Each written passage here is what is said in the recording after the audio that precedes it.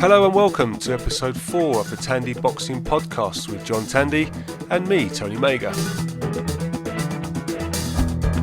In this episode we recap the action at the Copper Box, where John Ryder outpointed Sergei Kamitsky, George Groves forced Andrea De Luisa's corner to throw in the towel, and John Wayne Hibbard retained his Commonwealth Super Lightweight Championship title.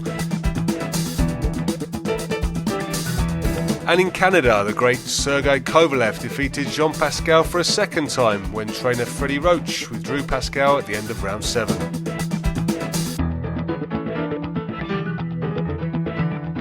We have a fantastic interview with British middleweight champion Nick Blackwell as he looks forward to a third defence of the Lonsdale belt against Chris Eubank Jr. in my hometown of Dartford next month. We also discuss Amir Khan's next move and the controversial rescheduling of Derry Matthews' challenge for unbeaten Turbo Terry Flanagan's WBO lightweight world title.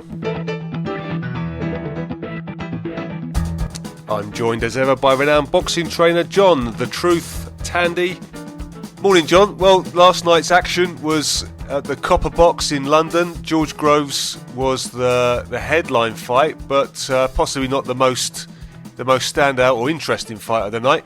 Let's start with George Groves first, shall we? He took on Andrea De Luisa and he made it quite an easy looking fight, didn't he? 100% honest, he looked actually quite sharp. Movement was nice. If I've got any criticism about it, it was his stance. He was a little bit wide with his feet. Kind of held him back on throwing any combinations. Pulls back a lot of the power off the right hand. But his hands looked sharp. And he didn't look bad. He looked a lot better than he did last time out. You think that's anything to do with the way he's training? Because the criticism he had of his former trainer was that he was trying to get him to do things that perhaps were a little bit unnatural. And Groves thinks he's got good feet, he's got good power, he's got good hands and good shot selection. So maybe that's just complemented nicely with Shane McGuigan. Yeah, quite possibly. I mean, to be honest, that's quite a big deal in regards to the fighter being comfortable in what they're doing. Every time they do try to do something and they're not comfortable with, it can kind of make blocks in their minds and not let things flow as they should. But his hand speed looked quite sharp. He looked nice and relaxed. As I said, the only criticism I'd have was his stance, but he managed to get the guy out there. His body shots looked good. He seemed to break down De Luisa quite well, and De Luisa was tough, but there wasn't a great deal coming back from him. No, and the fight ended at the end of the 5th round. I think it was it was during the 5th round. I think the corner threw the towel in. Is that? Yeah, that's correct. He was pretty much out on his feet. I mean, he was staggering around. He was bloodied up. He took some heavy body shots. He took a couple of knees from body shots. I think the corner were right to step in. Boxers are sometimes a little bit too tough for their own good and can get themselves hurt. So the corner had to do their job, and I think they did. I think it was a good return for Groves, but it'd be interesting to see when he steps up. Yeah, it was a good decision from the corner because there was nothing really coming at Groves. But where does Groves go now? Then he's got some good options in the super middleweight division, both domestically and on the world level. Domestically, of course, one fight that I'd be really loving to see would be the James DeGale rematch. What do you think about that one? Yeah, no, definitely would like to see that one. I think James has had a better time of it as of late. I think it was a good fight when they fought the last time. I think they both progressed very well. I think DeGale probably better of the two. I'd quite fancy DeGale in that fight, but I'd definitely like to see it. As you said, there is quite a few fights on domestic level. I think probably Martin Murray is probably his best choice in regards to styles. If you wanted to pick somebody that he could get a good win against, I think Martin Murray might be interesting. Yeah, Murray was at ringside last night, and that was proposed by a few commentators to Eddie Hearn, and he seems to like that fight as well. So that could be a good matchup, couldn't it? Who else is out there for George Groves, though? He's had 3 failed world title shots now. The Badu Jack fight was a close one. Who are the other belt holders? Maybe Arthur Abraham. Yeah, I'd say Abraham. Obviously, he's got quite a tough fight coming up himself, but if he manages to get through that, then that's an interesting one. I think the Italian that we talked about last week, who picked up a version of the WBA, might be interesting if De he wants to get on Corollis. that. De Corollis, that's right. If he wants to get on the world title run, I think he would have a great chance against De Corollis. Callum Smith's another name being mentioned. Obviously, Callum's not a world champion yet; hasn't stepped up to that level, but that could be an interesting domestic fight. Absolutely. Okay, well, moving on from that card then. John Ryder, Sergey Kamitsky. We had John on the show last week. You spoke to him about the fight. He did the job, didn't he? He did what was asked of him. It was a very, very tough fight. It was a make or break fight for him as well. And the way he boxed was pretty perfect, wasn't it? Yeah, to be honest, I mean there was a lot of pressure on John. Obviously, his career was in the balance. Comiskey has got great power. He had to be very careful, but I thought he boxed pretty well. I thought he kept his range when he was inside. He kept covered up. He did take some hard right hands, but he took them well. It was never more than one or two shots taken at once. He was always on the move. So no, I thought John boxed really well. Definitely got a good chin, a chin that will stand up to the biggest punches in the division, but. Summing the fight up, the first couple of rounds he didn't really sort of get into gear, did he? And it looked like he might be just waiting for Kamitsky to tire. Of course, Kamitsky's 41 years old, looks in great shape still, so it was a risky move if that was what he was trying to do. Yeah, I think so. I think Comiskey started a lot quicker than we've seen in the past, and was kind of maybe trying to suck up on his Brick Basher label and start and try to get John Ryder out of there quick, maybe catch him cold. I thought John dealt with it fairly well. He kept his concentration, he kept moving. He got a nasty cut over his right eye in the second round from a head clash. And I think before, when he was cut against Nick Blackwell, it affected him quite badly. So obviously that was another hurdle to step over in regards to the mental game. But I think after that, so like 3, 4, 5, 6, 7, he kind of won pretty well. Kamitsky had another little second burst in sort of, I think, 8, 9, 10.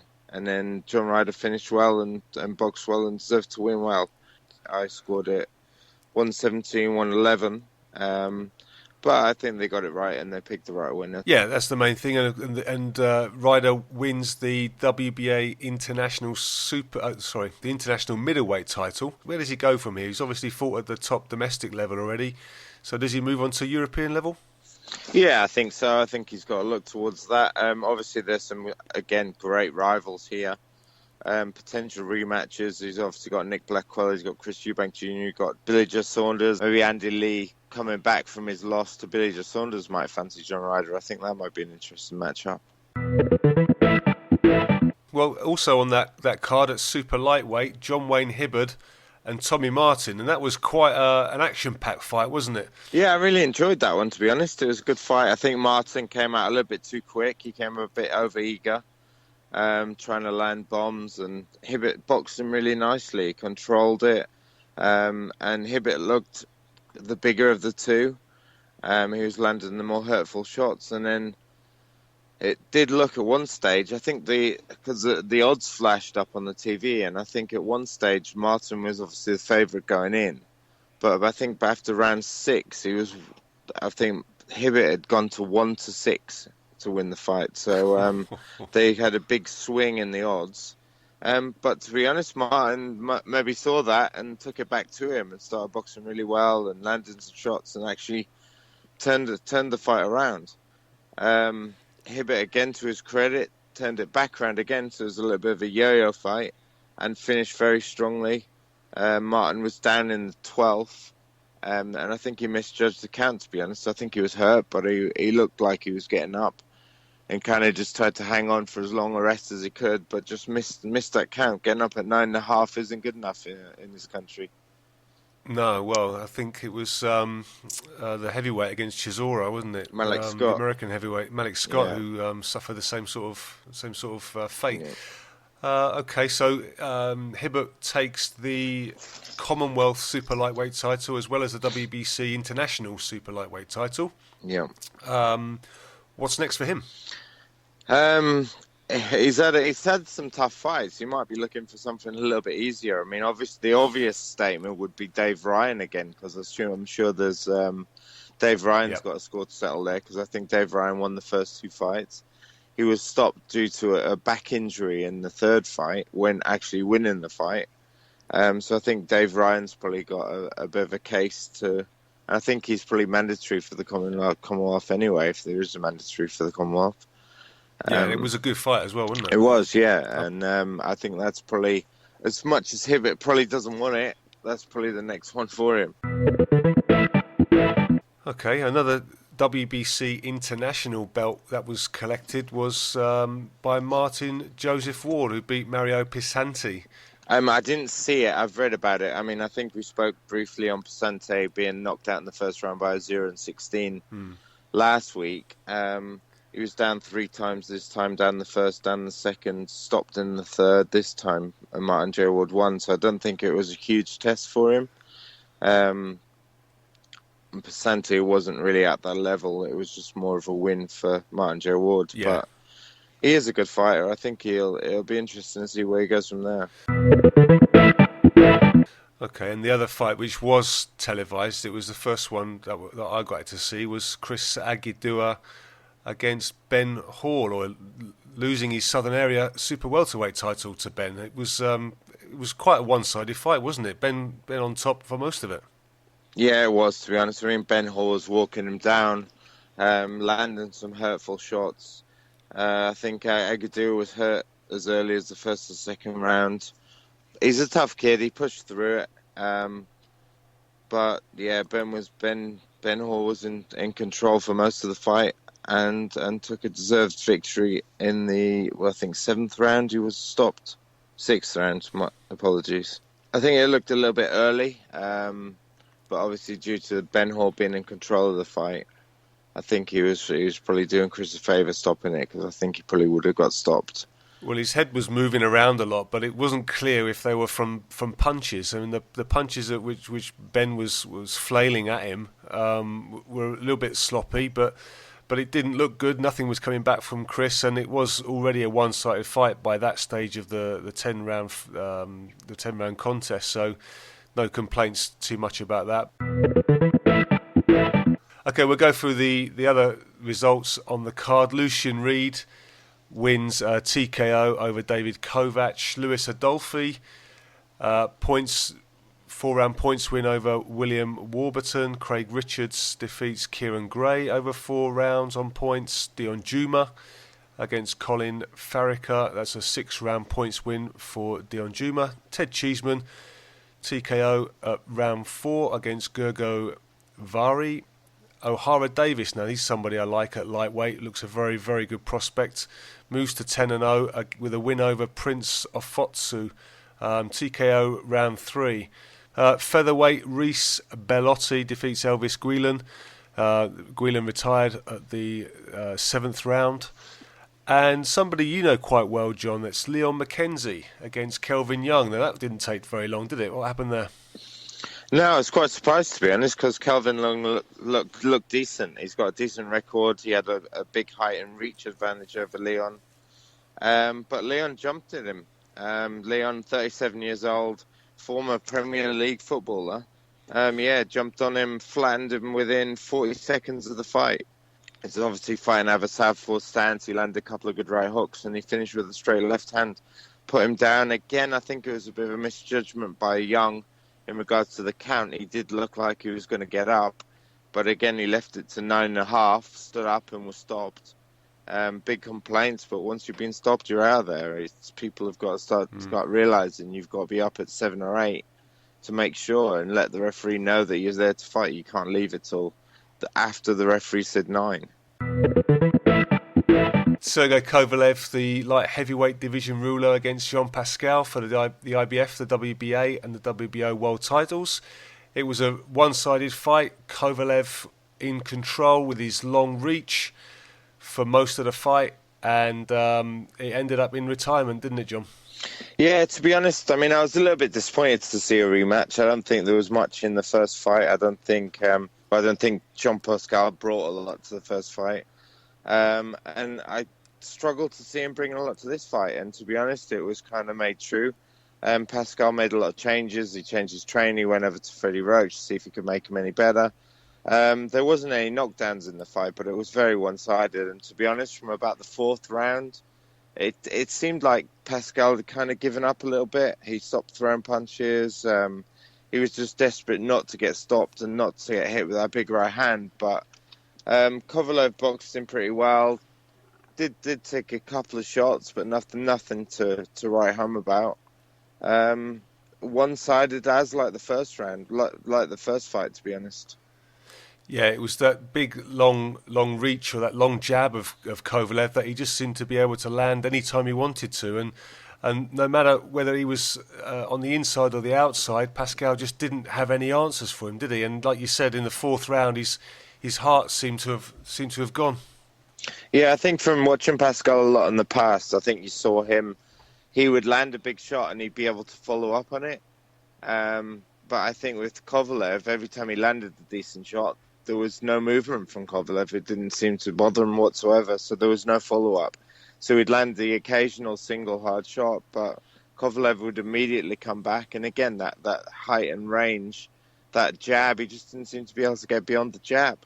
Everything was a little bit jumpy. Everything was a little bit trying too hard. And yeah, it was just a bit one-sided. It was a bit disappointing, to be honest, for a main event. Yeah, and I think the fight that most people want to see Kovalev in now is either Andre Ward or Adonis Stevenson. Now, Adonis Stevenson was in the ring after the fight, caused a little bit of a fracas in front of Kovalev, who had called him Adonis Chickinson during an interview. And I've got to say that for me, unifying the division with Stevenson's belt has got to be the next fight for him, hasn't it? If that can be made. Yeah, I think so. I think Adonis Stevenson, in regards to John Pascal, is faster, hits harder. They're similar size, so I think he's still going to struggle to get around the jab of Kovalev. But the southpaw, he might be able to dip in. I think Adonis Stevenson's got a decent puncher's chance. I'm quite looking forward to that fight. But Kovalev looks pretty dominant at the weight. The chief support, I think, was Renan St. Just and Francis Lafreniere. Did you manage to catch any of that today, John? I did. That was a cracking fight. Probably the fight of the weekend for me. Both guys are pretty limited as regards to how far they can go, but this was kind of like one of them Mickey Ward against Arturo Gatti, kind of both guys kind of middle of the road. But created a brilliant fight against each other. St. Just is 43 years old now. I think as he actually lost the decision, it's probably his last fight.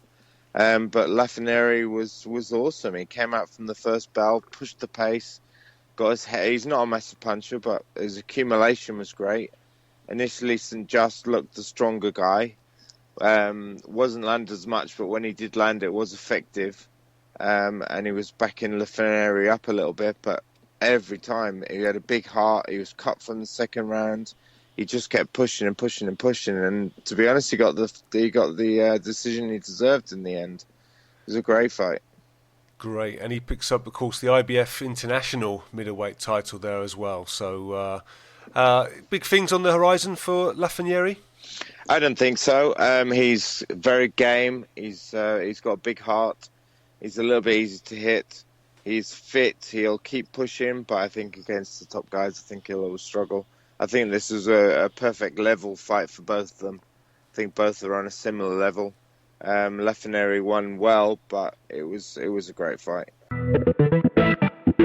Another top fight of that night was Dmitry Mikhailenko against Karim Mayfield for the vacant USBA welterweight title. That went to a decision as well. Can you talk us through that one, John? Yeah, I think I mentioned last week that I've worked with Karim before. He's a nice kid. He's tough. He tried. I mean, he was probably 60% of what he can do. 100% he might have given Mikhailenko a good fight. He came out in the first round, guns blazing, trying to get him out of there, trying to land that big punch. But it never came. Mikhailenko boxed really well, controlled it, started pressuring him in the second round and never let off.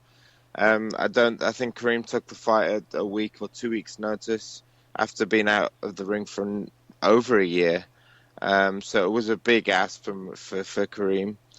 And barring that big punch, I don't think he had much of a chance of being able to keep the pressure on and box him for the full 10 rounds. So yeah, it was a little bit one-sided in the end, which is a little bit disappointing for Kareem, but I don't think he was ever going to stand too much of a chance with the short notice and the level of Mikalenko. He looks a very good fighter. And he's gone to 21-0 now, so he's got that perfect record. What do you expect to see from him at the welterweight division this year? I think he's going to have to do it the hard way. I think he's good enough, but he's not a massive puncher. He's a very strong guy, can put his accumulation of punches together, but he's not a big puncher. He's going to have to do it the hard way. He's going to have to go the rounds, but he looks tough and he looks decent, so it'll be interesting. He will definitely come up with some good fights. Great, so one to watch out for. Back in 2011, Nick Blackwell was just 20 years old and had a record of 8-0 when he faced Martin Murray for the British and Commonwealth middleweight titles. 6 months later, Murray's next fight was for Felix Sturm's WBA world title in Mannheim, Germany, while Blackwell faced Mihai Makovai at the Oasis Leisure Centre in Swindon.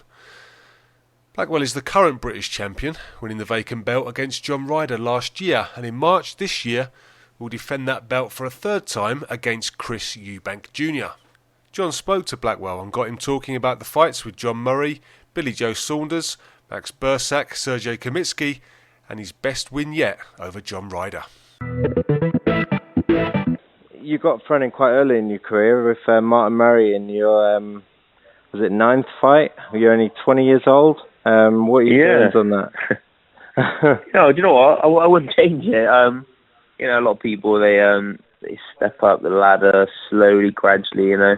But me, I didn't have an amateur background, was still learning my trade. And with that fight, I come back a lot stronger from that. So it was just like my apprenticeship in the pro boxing, just generally in boxing, you know, because like I said, I didn't have an amateur background. So come back, got better from that fight. And no, I wouldn't change it for the world. You didn't have any amateur fights at all? It was just the unlicensed stuff, was it? Yeah, no, I didn't know I'm amateur. I just had 18 unlicensed fights, so it was just getting in there. It was like basically fighting like a pro. I had little 10-ounce gloves on, no head guard, and was fighting blokes. They're 2.5 stone heavier than me, and sometimes having 2 fights on the same night, you know. So wow, crazy. So after that, you won a few, and then you got put in with Billy Joe Saunders for your second shot at that British title. Pushed him pretty hard.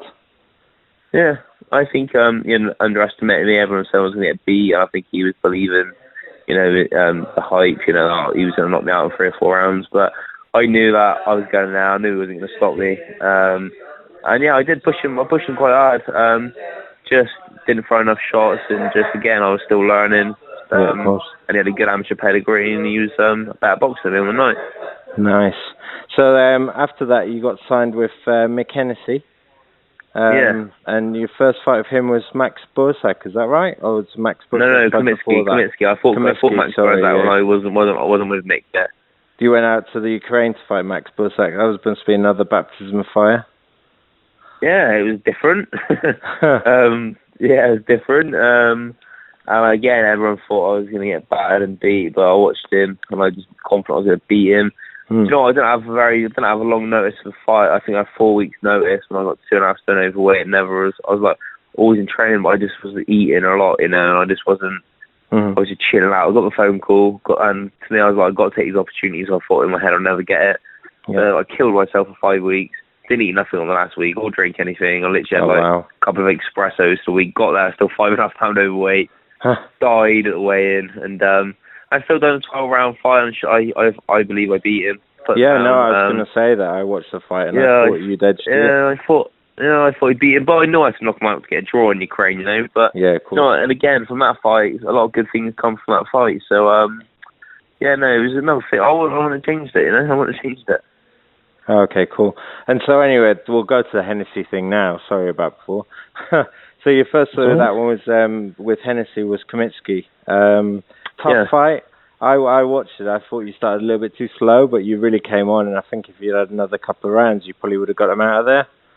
Yeah, do you know what? It was annoying, because I was supposed to do 8 rounds. Got in the ring with him, I didn't feel like ready to fight before. Just little things going through my head, like a bit of an atmosphere in the change room between a few people, and it played on my mind a bit. Yeah. Got in the ring and got told I was doing 6 rounds. In the ring, staring at Konietzki for 10 minutes, or my promoter was arguing with his promoter. Right. The referee went, "Nick, you're not doing 6 rounds. The fight's off." I was like, "Well, come on, let's go." So I literally was like that. So we started fighting. Yeah, I started slow. Still went into a 6-round fight with an 8-round game plan. But I come on strong towards the end and hurting him. And yeah, one more round, I would have got him out of there. But yeah, it was annoying. But Konietzki's a strong boy, you know. No, definitely. He's you win over John Ryder for the British title. John's actually got Konietzki Saturday, I believe. Yeah, that's it. I'm going to watch that actually.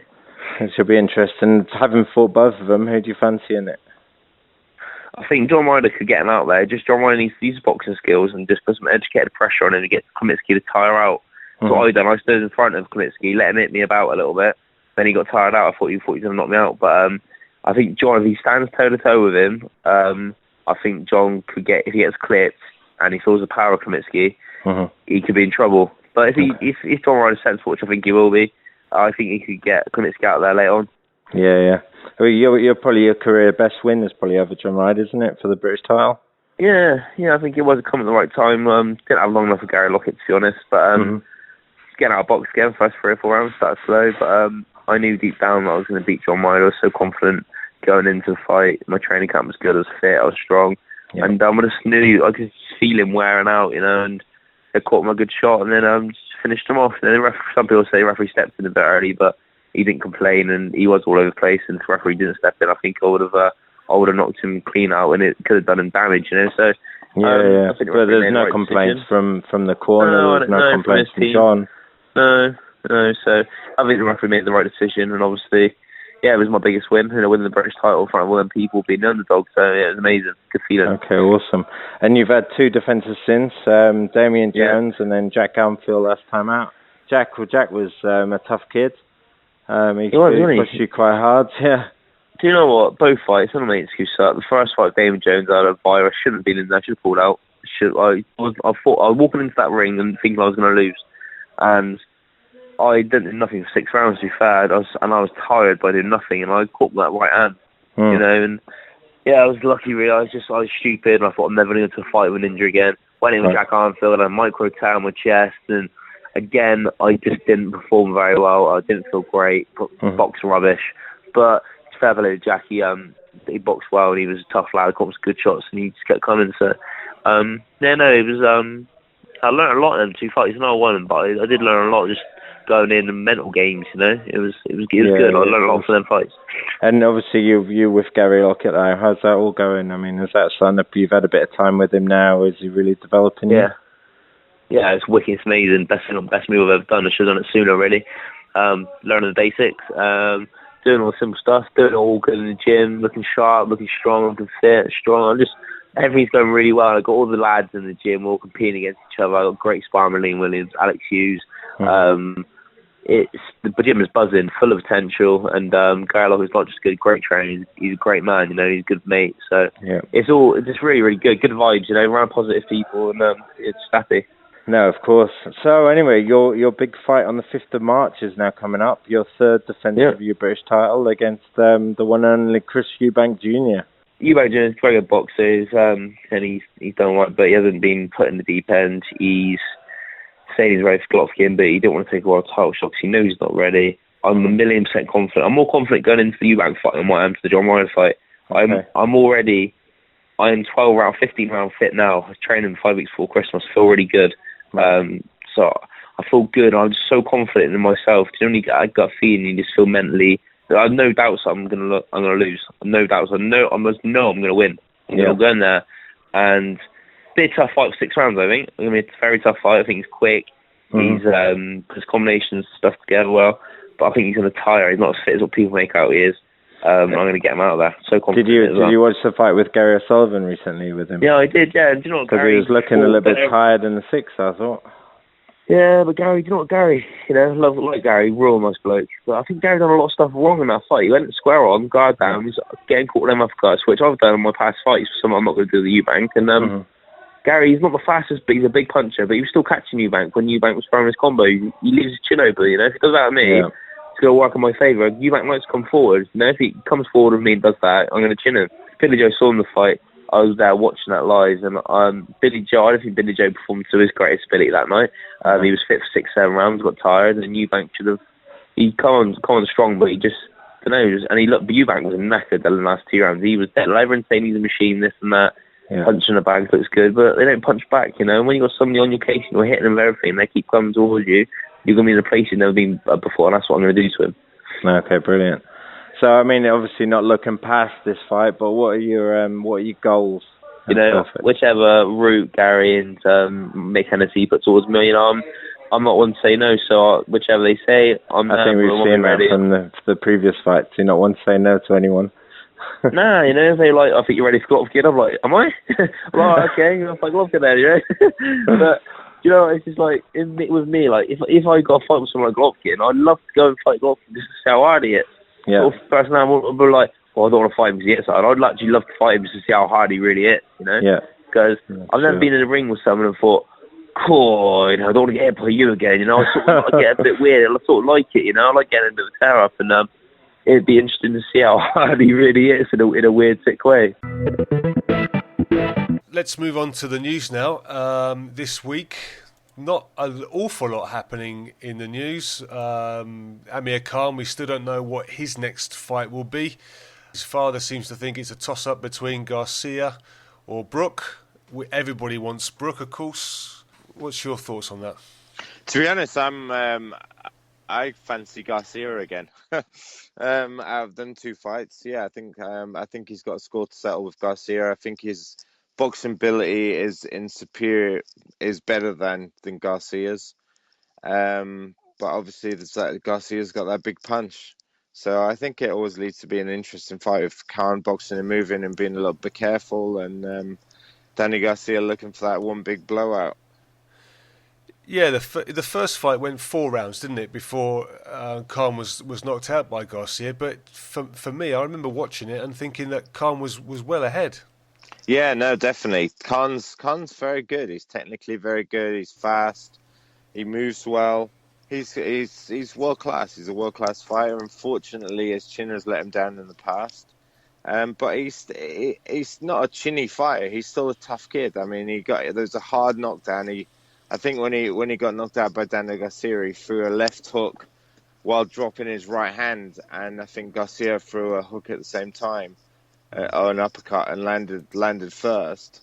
Knocked Khan down. Khan still got up and still tried, but like in all of his fights, he doesn't get knocked out cold. He's always about up and trying for more.